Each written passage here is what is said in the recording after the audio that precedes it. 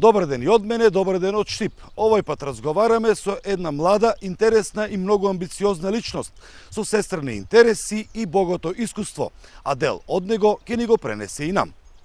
Здраво на сите, јас сум Антонела Митева, имам 19 години, доаѓам од Штип. Моментално сум 4-та година во приватното средно училиште Саба, насока бизнис. Зошто Саба?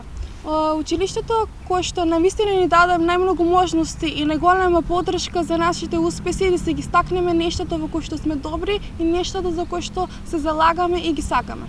Саба ми е возможно навистина да се изградам како личност со тоа што во нас учениците вложуваат со проекти, обуки и многу настани на кои што ние сме учесници, но многу од нив можеме и ние сами да ги креираме. Овде ни даваат навистина голем простор да се развие нашата креативност и иновативност.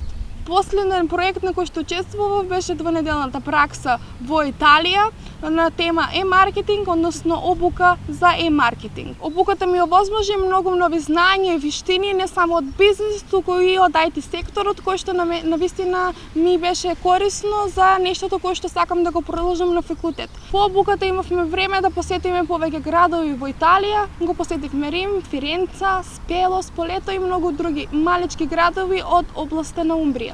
Уште од најмали години првата љубов што се роди за мене беше спортот, односно каратето, па се од моите 5 години па се до ден денес го тренирам истото и го негувам.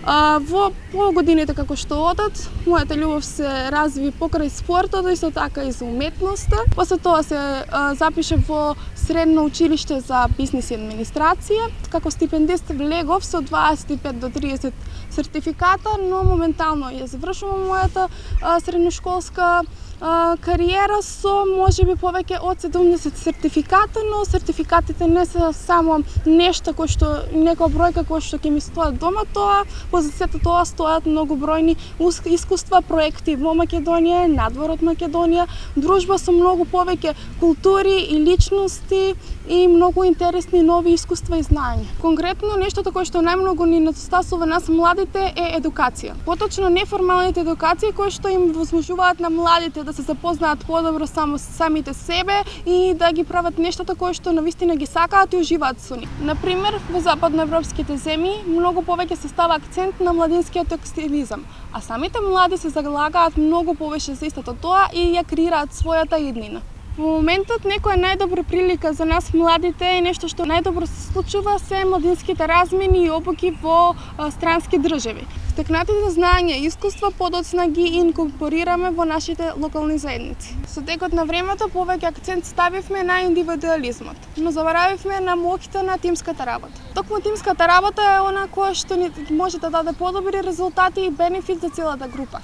Од стекнатото искуство можам да заклучам дека Македонија е прекрасно место за живење. Меѓутоа, потребно е многу повеќе да се слушне гласот на младите, а нивните идеи да добијат практични реализации. Само така ќе создадеме поблагопријатни услови за нашето образование, работа и живот во нашите локални заедници.